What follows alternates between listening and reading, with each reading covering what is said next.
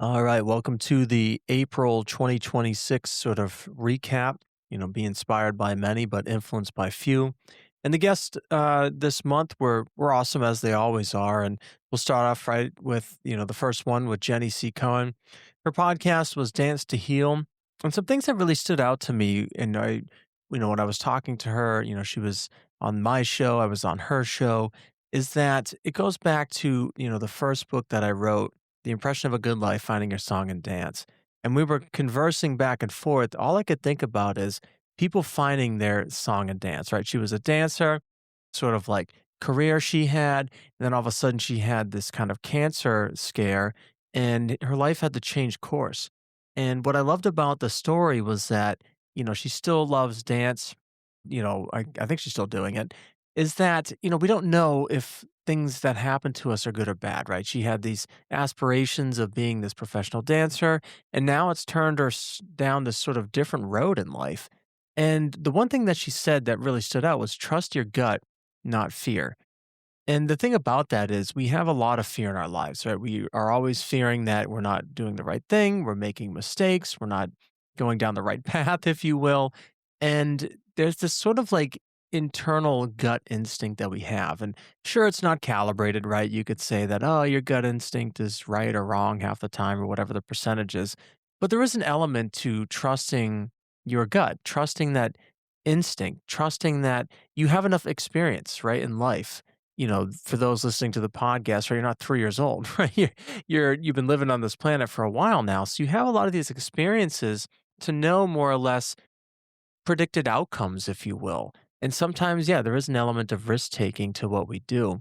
And one of the things that she also sort of grounded me down, just to remind me as well when I was on the show with her, was that self care is non negotiable. And today, it just reminds me back to when we talked with Trisha Venetari in episode, I believe, 51, where, yoga is this thing of like, okay, it's going to help with burnout. We should implement it. Yes, that self-care is definitely we need it, right? And I think we have to place it into our schedule more. But it's beyond just going to yoga class. It's also taking time in the day to just be content, be still. And I think that is sort of a powerful thing really for, anyone today is just finding that sense of stillness. And then the other side of that is too what, with her being on the show was that Jenny also reminded me that, yes, stillness is key, but also this sense of movement can bring about harmony too, right? So in yoga, we talk about like finding stillness, and that's important, right? From sort of a meditative, aspect and practicing our internal dialogue, trying to see clearly. But there is an element to music allowing us to discover who we are. So yeah, sometimes in my car, I'll definitely crank up the Tool song or album that I'm really digging or Rage Against the Machine of late and just kind of vibe with that. And there's something to be said with the music that you listen to resonates with really who you are. And then there was Larry Onan. And, it's interesting, with him, I could definitely sense, you probably sensed if you haven't listened to the episode that, he was trying to, I don't say trigger in a bad way, sort of, politics. I didn't want the show to turn into, talking about politics. But as you're going to see, actually, in the month of May 2026, Vanessa gets on the show and we actually talk about politics because I guess that was sort of a seed from Larry saying that, years ago he said that we could talk about politics and it'd be okay. Right now it's so divided, Democrat and Republican, and those scared to get into the mix of the conversation, they declare themselves independent. And then you have, people like myself, I'll be honest with you, where I don't even really know what's going on in the sense of it's hard to stay up to date with all the facts and the news and, all the different laws that you need to vote for. And yes, I'm registered to vote and do my voting. But it's like, I don't even know what I'm answering half the time. But that's for another conversation. But he did strike that in me when he brought it up.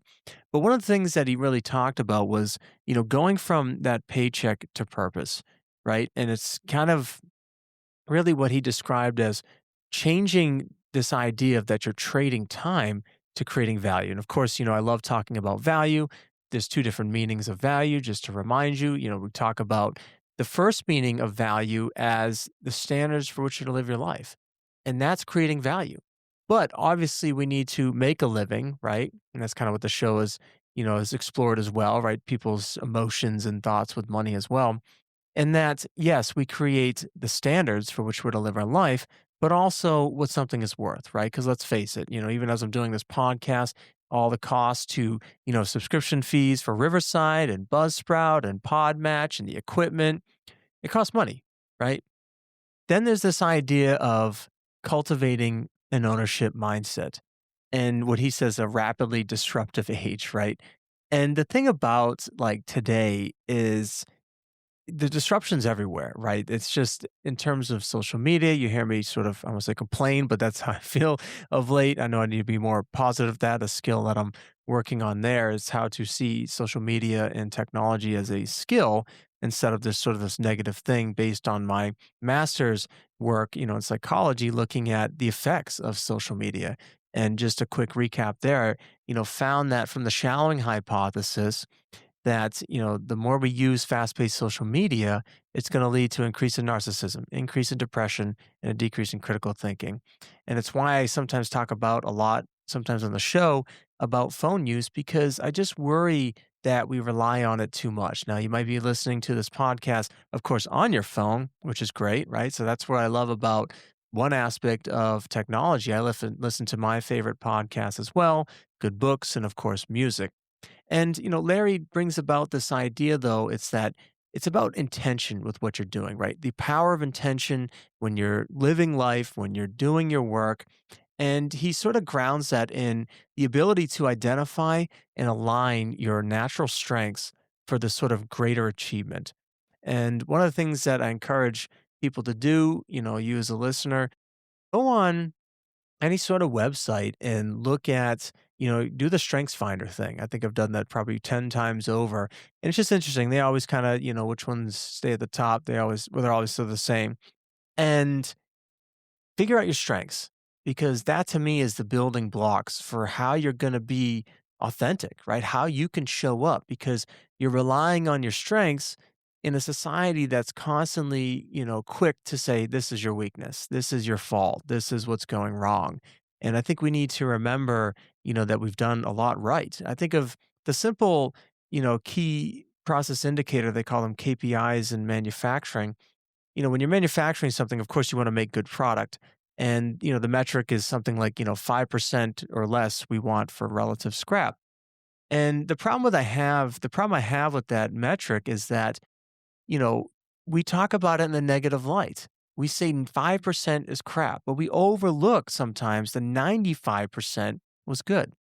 So just a quick sort of shift in that mindset of saying, okay, instead of 5% is bad, hey, we did 95% good. How do I get 96% good? How do I get 97% good? And I think that comes down to recognizing your strengths, right? But not being so, you know, oblivious to what you should be doing, right? In terms of things that you need to improve upon. And, the thing that also kind of stuck, with Larry is that, we have these unexpected things that can happen to us, right? And they can spark reinvention.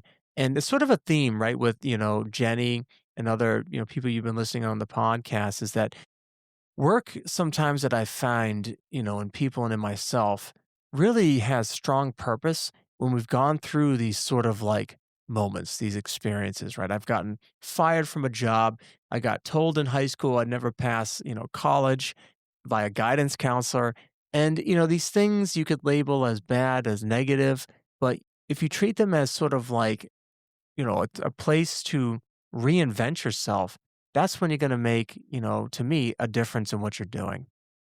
Then we had Stanley. So talk about making a difference. I loved his, whole line there of going, from 367 pounds, right, to this disciplined life. And, yes, I guess, like, what's interesting, I was thinking about it the other day in terms of people are asking me, I've been getting on other podcasts and people ask me why I'm so against like these self-help hacks and, what are your 5 steps to happiness and all this sort of bull crap. And it's not that I'm against them, but I just made me think of like, it's like a diet, right? We want the quick results, but the challenge is to stick with it. And I think that's what really Stanley brought in this episode was really demonstrating the systems that he put in place to really bring about the success from losing the weight to keeping it off. I don't know how he works out at night. That was beyond me. I think he gets up at like midnight and goes and works out, but that's crazy. But, he walks every day, and I think he just reminded me that, you know, the hard work, it sucks, right? Who wants to wake up at midnight and go to the gym? Who wants to eat a certain way, to stay healthy? Because, when you eat sugar and you eat all these things that are bad for you, it's programming the brain to say, "Oh, this is really good," right? And again, there's a whole science behind these things, a whole marketing behind these things to get you addicted. I like what he said in terms of learn to think in decades. And really, again, that goes back to sort of my dislike for all these hacks because they're short term. We want quick results. We want to play the lottery so we win. But, in terms of like long endeavors, in terms of living life, we have to think ahead. We have to plan ahead, right? If you're going to have a family, I like to think that you plan ahead, right? Where are you going to raise your family? Where are you going to meet, right? And who you're going to be when you have kids. And same thing with work, right? When you step into the workplace, do you see yourself working on the company? Do you see yourself growing in that company? Or maybe you're just using it as a stepping stone. So when you learn to think in decades and not just, oh, the same shit, different day, waiting for the weekend, you have this sort of like strategy now, this system. And one of the things that, Stanley indicates too is that good enough is good enough, right? So striking that sort of like realization that what you're doing sometimes is good enough. And I think that's key to understanding burnout because, when I just finished up this statistics homework, I finished my 11th assignment out of 12. And this class is kicking my ass. It's advanced statistics and psychology research. We went over structural equation modeling. I mean, years ago I took statistics, right? You get your normal distribution, yada yada. And it's like, now I'm going over this class. It's funny because the office hours, the professor was like, "Man, what assignment are you doing? Like, what class are you in?" And he was just kind of like shocked that I was bringing up these sort of relatively complex, quantitative approaches in psychological research. And it's been good, right? But then going back to the point of good enough is good enough, I read through the assignments, I did the best I could, and I said to myself, you know what? I feel good about it. Good enough is good enough. Is it going to get 100? I don't know, right? But we learn to think again, looking ahead. I'm in it for the long haul, right? I have another year and a half, to finish my thesis. I've got two more classes after I finish this quantitative statistics or the statistics course here. And, again, I want to see the bigger picture, right? So having a little, I want to say defeat in the current moment, but really just letting go that it doesn't have to be perfect. It's messy. This class has been tough as shit. Like I literally don't know how to describe, how challenging statistics has been for me. I mean, I spent a ton of hours working on it. But this goes back again to Stanley, saying that it's all about really discipline. He had the discipline and the consistency to keep the weight off, right? 367 pounds to what I forget what he said he was today, but that's a lot. That's a lot. Like to lose a lot of weight and to be that heavy, you realize, hey, I got to make some changes. And then we got to Naomi Asher. And of course, I loved her. I just said I'm finishing my thing on my PhD, and she worked on hers. So I wanted to really dive into, of course, her thesis and whatnot. And I love where she was coming from, right? So, why are leaders burning out? And, she indicated in her PhD work that it wasn't about the workload, it wasn't about the compensation. She knew that, right? She had that go back to that gut instinct. She found that it's really the lack of growth opportunities and mission alignment. And that just resonates so much with Mihai Csikszentmihalyi's sort of original work on flow with the paradox of work. And when he, had this experiment where he would, it's called the experience sampling method, ESM, where he would go into the workplace and give these, they had, pagers, beepers back then, right?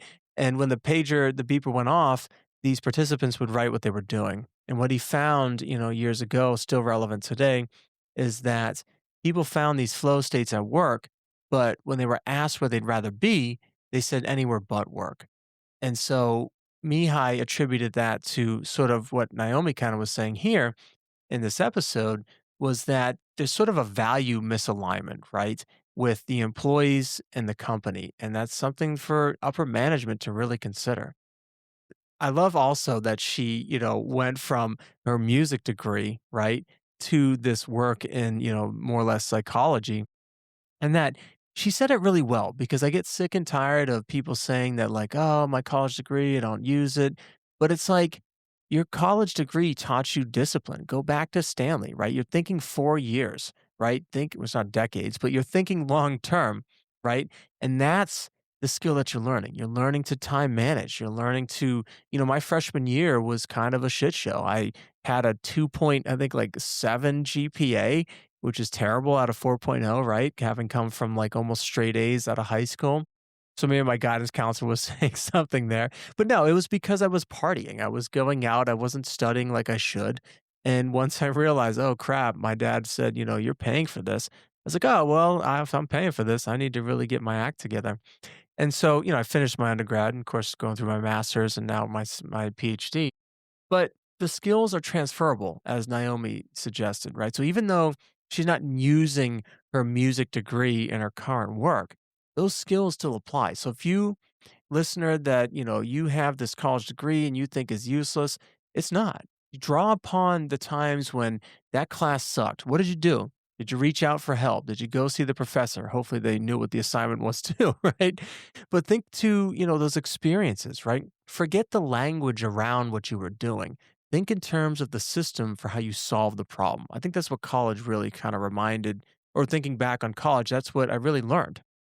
And so Naomi also goes into another kind of like fun topic, I've been exploring on the show is that of burnout. And it's funny because when I, first started the show in July of 2025, I didn't think like burnout was on sort of like a topic. It was a topic. And, people coming on and describing the show, they say it's like, oh, well, this is how you, high achievers, if you will, perform and you don't burn out. So it's great. That's a beautiful thing about this kind of like project. I don't know where it's going, and I just kind of love that sort of excitement too. But, burnouts and work-life balance, and I was talking about that it's, really due to, again, that misalignment, right? It's not about workload. It's not about compensation. And, I think I asked a question about work-life balance, and she indicates that it's not about splitting time perfectly but really investing in what truly matters, right? There's a sort of theme with these people coming out of the show of investing in things that truly matter, right? And that's such an open-ended question, right? Because you could say that, does my 9 to 5 matter? Does my entrepreneur work matter?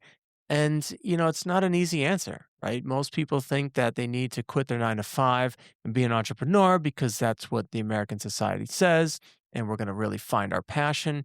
But it's not because there's aspects. Remember, I just go back to my brother and interviewing him and how much he found that, running a business is great. He gets to do what he loves to do. But there's aspects that just suck and he hates it, right? He's got a team now to help him with his taxes and the insurance and everything else. But running a business is challenging. But the point is, really when you show up in the day, Naomi just does this perfectly to me in that she looks at and she even admitted like she's working on Sunday nights, right? And late in the night because it's about investing in what matters. It doesn't matter what time of day it is. It doesn't matter, what day it is, right? If it's a Sunday or a Monday or whatever. It's doing the thing you think that matters. That's work. And I'm really loving that sort of vibe, that definition that people are sort of sharing on the show. And, one last thing with Naomi, I have come across, a lot of personality, questionnaires, Enneagram, and all these other things. And she went through this sort of like, fun exercise of how I think I was an achiever, a number 3, and talking about how, her number, I forget what it is now, was, could work with mine. And the point I'd like to make for you, for the listener today, is that think about, personalities, maybe do a personality test, I guess is what I'm getting at. Because I've enjoyed studying them over the years. And I think what helps is they're not always, even if you do the zodiac, right? Some, I guess, an element of like personality too. But find something that sort of like resonates with you And the reason why I say this is it goes back to this concept of a system again, right? Think in terms of systems. The beautiful thing of an Enneagram is it kind of shows the strengths and sort of the things that you have to be aware of when you're working with others. And I think when, you sort of start with that, right? And then maybe you'll realize, okay, well, it doesn't always apply to this. So let me learn something else. But if you start learning these different sort of personality styles, think of like the library you're now sort of accumulating. And so when you encounter sort of a shitty, situation with work, you can draw upon this and be like, oh, is this person like a high achiever like me? No wonder why we're butting heads, right? And now I can take a step back and, work with this person, right? Kind of put my ego aside, but also come in with the level of confidence that, no, no, no, there's like systems that are kind of proven, if you will, relatively speaking, that I can use to help navigate this tricky situation. And then we had Scott Mater. And, as I mentioned, when I introduced him, I met him at Podfest. He was hanging out at, Alex's booth, with Podmatch. And, they could all tell again, I was really messed up, right? I had a concussion and wasn't really 100%. And so Scott was the man because he kept checking in on me. You know, and even when I got home, he sent me a personal message, say, how you doing? Just making sure everything was okay. So thanks again, Scott. I can't say it enough. And, his message was beautiful, right? Is that success isn't about how things look, but how they feel. And, we've heard the saying before, you fake it till you make it. There's times when it's like you understand it, right? But that goes back to that shortcut. It goes back to that diet, right? We think that we're solving this problem with sort of a shortcut. We have to dig into the consistency, the systems that you're using, because people are going to see right through you if you're just like faking this success, like, oh, I want to drive a certain car or a truck or whatever, and I want to have a house and I want to post my, beautiful, family or vacation or whatever. And I'm not saying that's not success, right? But there's a difference between how it looks and how it feels, right? And for some of you, just go onto your social media, right? And do sort of a check and say, hey, is this person, actually doing the things to be successful? Maybe question how do they feel when they're doing it. Now, another thing about online is that you can take multiple pictures, right? And get your best looking one, if you will. But, I think it's a skill that we need to develop today.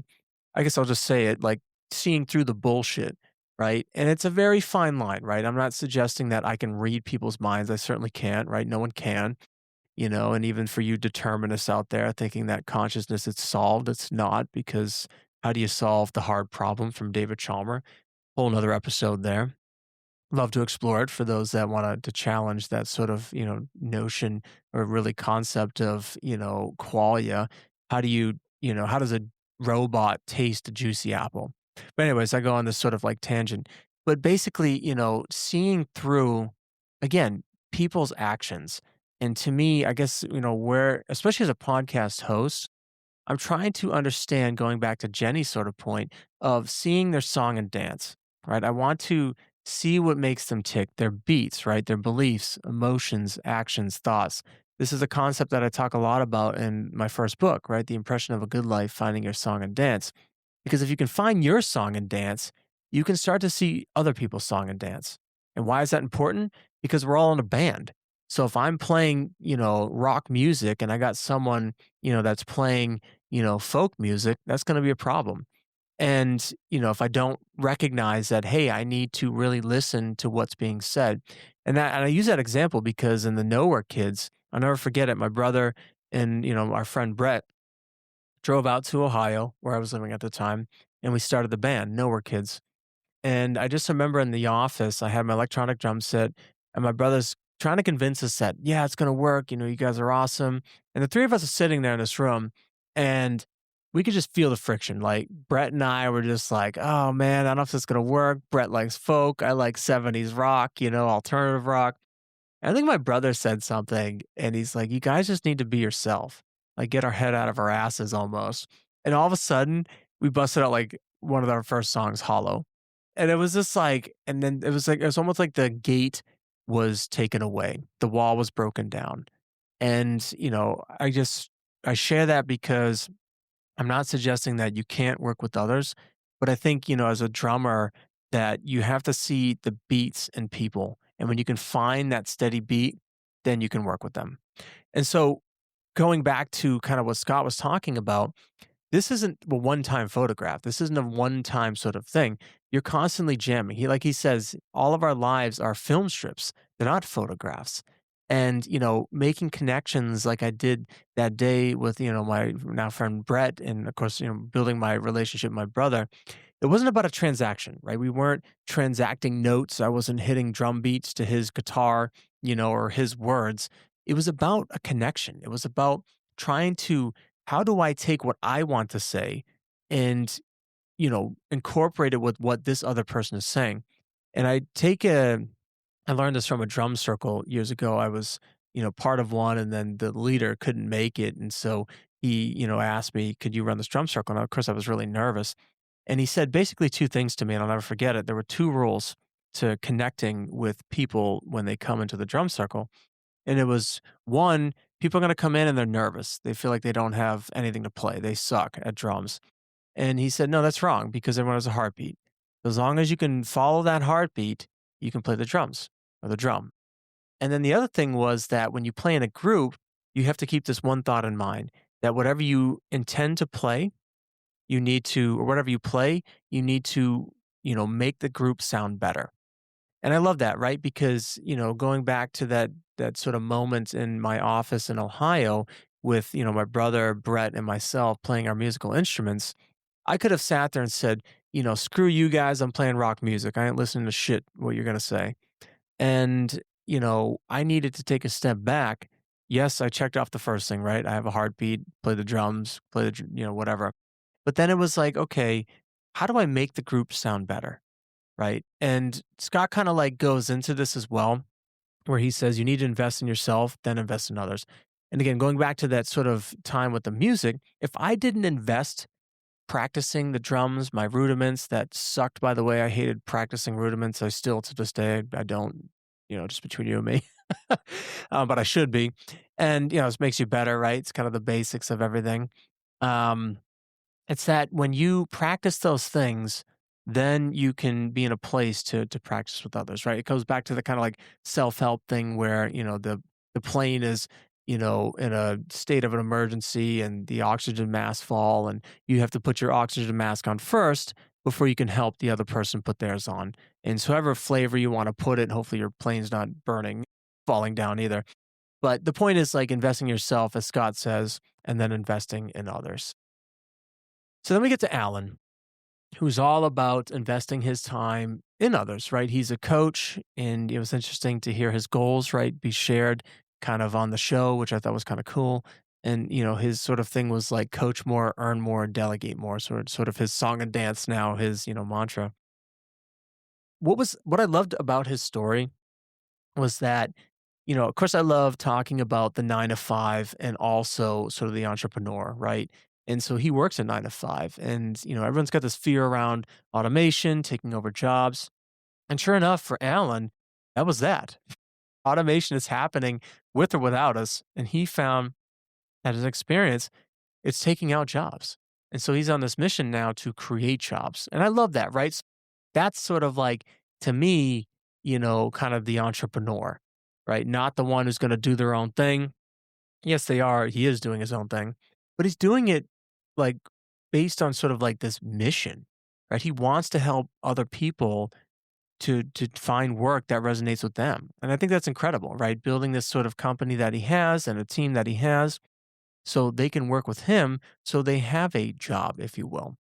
And of course, I love, as you hear me say it on the show a lot now, is what is the one thing that sucks about your work and what are you doing to make it not suck? And, he said the thing about diet, right? Which I think is hilarious. They're kind of ripping on diet in terms of like the self-help hack of today. But I know what he's getting at in terms of, basically what I liked when he said the hardest part in terms of like, what's sucking is in terms of working out is the food that he needs to eat so he can have his six pack, and I think that's what's missing today, right? With self help is that, yes, we all want the six pack and the swimsuit body, if you will. But what's going to suck is doing all those things, right, to get that. And that's hard. right? And that's kind of what he talks about. And then also what sucked for him too was social media, which, for me, as you know, I've deleted Facebook and just because of the values, right? I don't really align with Facebook. I know Instagram, is now owned by whatever it is, Meta now. And, Instagram, I do like, although I hardly ever use it as well. But, I guess like that's where I'm still trying to work on myself. I was talking with someone the other day and the next episode on the show is actually going to be me sharing kind of my thoughts, the work that I'm doing on book three with, In a Rush to Go Nowhere, Finding Shavasana. So, kind of tying back to yoga being a tool to help us with our work. But that's for the next episode. But what I want to sort of state today is that I was getting in this conversation with a friend about how social media can be used in a constructive way.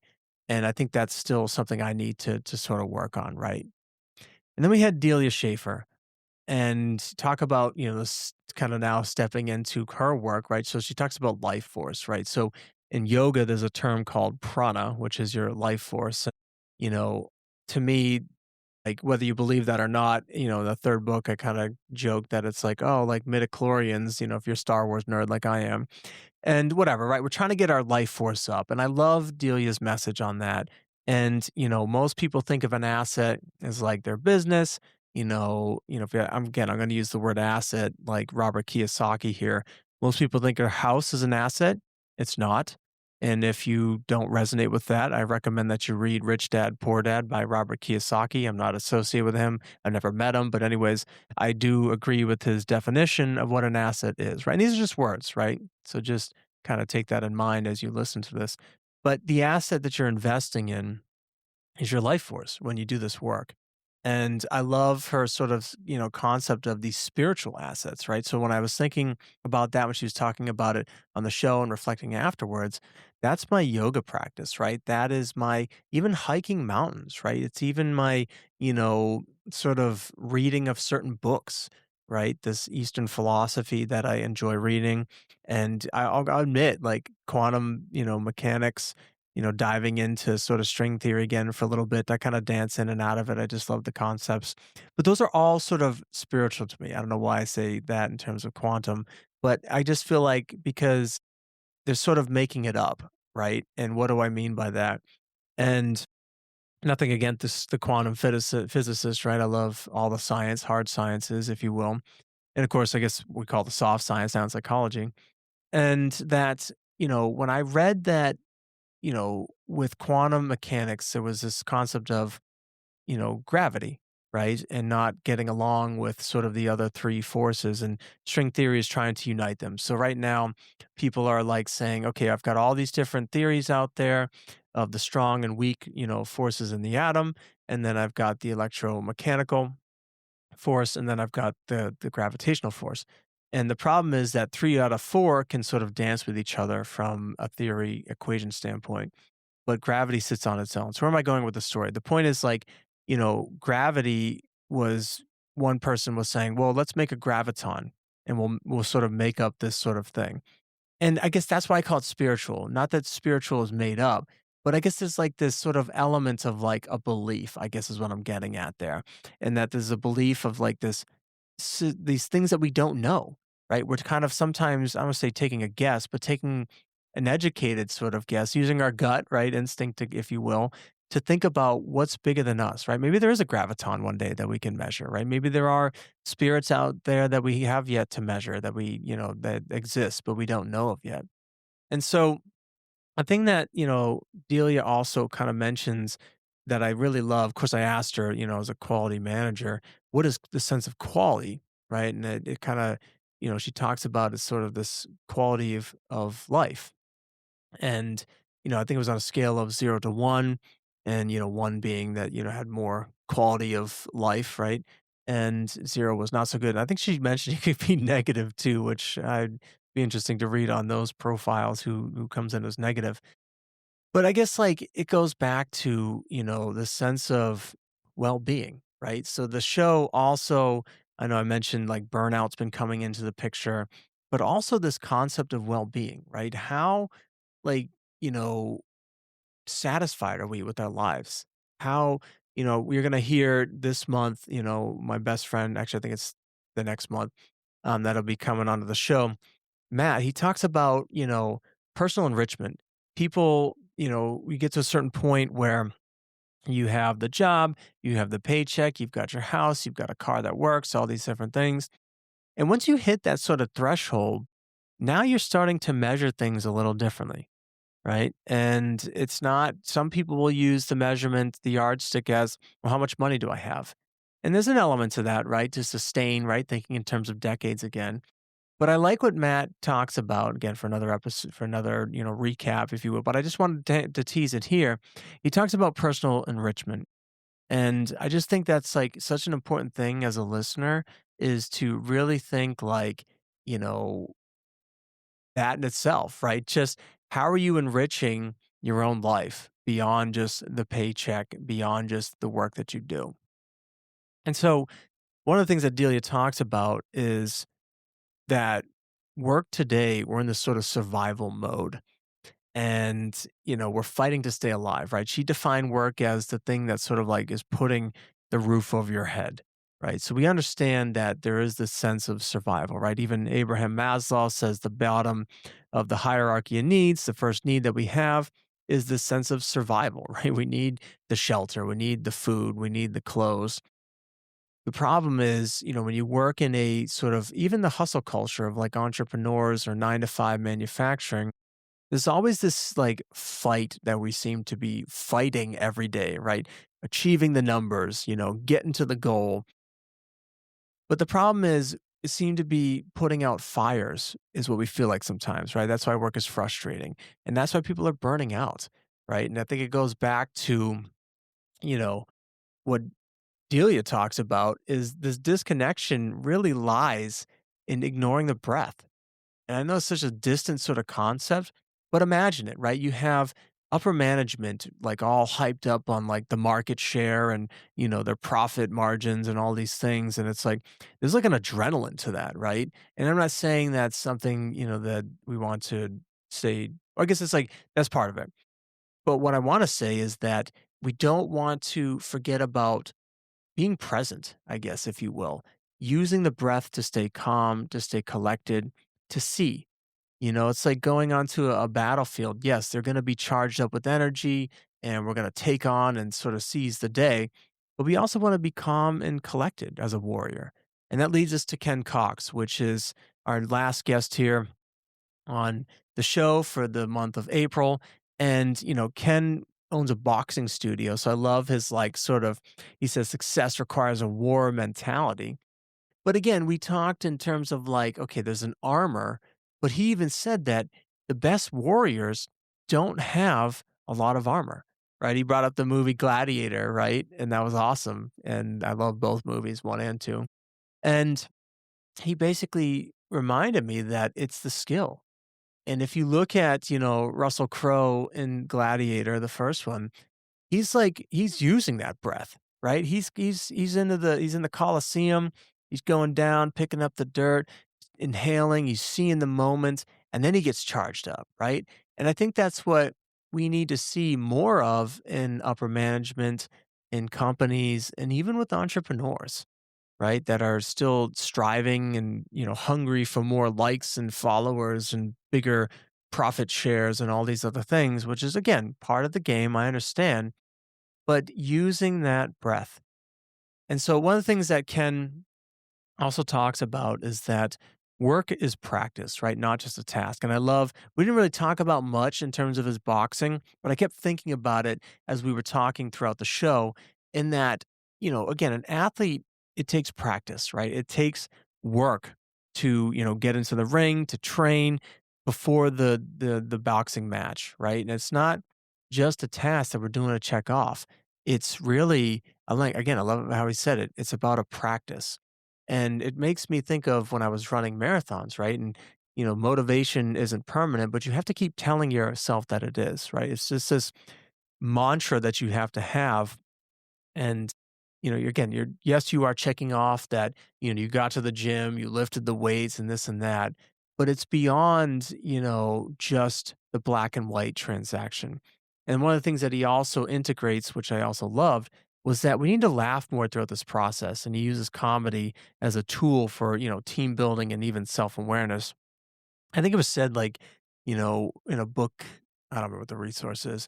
It's too many books. I do my best, of course, to cite things here, but there's basically it said that, when you laugh at something, it basically shows kind of who you are, right? And when you can laugh at yourself, like with statistics, right? When I working on these assignments that I have, I guess I feel like I'm gaining an understanding, but it's kind of funny to step back and realize, man, there's a lot of squiggly looking symbols here. Yeah, I get what they're kind of saying high level. I can, correlate this independent variable to this dependent variable with this mediating effect, yada, yada. But it's just like, man, I still have so much to learn, right? So that's the kind of laughter I think that Ken was kind of alluding to, and that I like to remind myself that, it's okay to, not be so serious sometimes, to enjoy the process. Oh man, I screwed up. That's okay. Just laugh. And if you mess up, one of the things I tell the employees on the team, where I have my sort of 9 to 5 hat on, is that, own your mistake. We all make mistakes, and we just have to own that. And the challenge, though, as Ken was kind of talking, is that it comes down to like identity, right? And it was interesting because he was part of the Flow Research Collective. That's kind of how I connected, with him. I saw that in his profile. I was like, oh man, I got to talk to this guy because I did the Flow program as well with Stephen Kotler and that team. And of course, I love Flow. And he said he uses flow states to accelerate change. And, but basically what he said too was that identity is tough today because think about it. I started the show, work sucks, but I like it. And I asked the question, how do you define work? Not what do you do? How do you define it? And the reason why I do that is because our identity is built into the question that we're so conditioned to answer in a specific way of what do you do is the thing that trades time for money.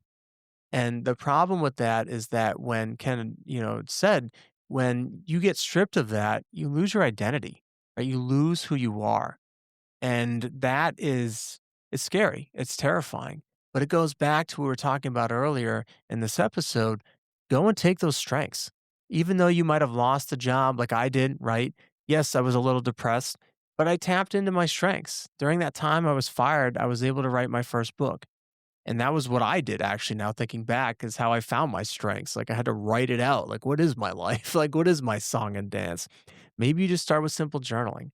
Maybe you just start with, again, looking into different personality tests to see your identity. And there's no clear answer, right? Now, of course, I'm excited to read Ken's book on identity and understand kind of how he sort of conceptualizes it and sort of, makes it, practical, if you will. But there's no to me, as I've interviewed guests, there's no one answer. There is no, "Oh, that person was a business owner, that's their identity." Absolutely not, because sometimes, with Naomi, she was, had kids and she did her PhD and, all these other things that you wouldn't know from just asking the question, "What do you do?" And so, again, what an excellent month. I love kind of doing these recaps too. It's sort of fun to like remember back so the things that I learned as well alongside my notes. But thanks again for listening, and we'll see you next time.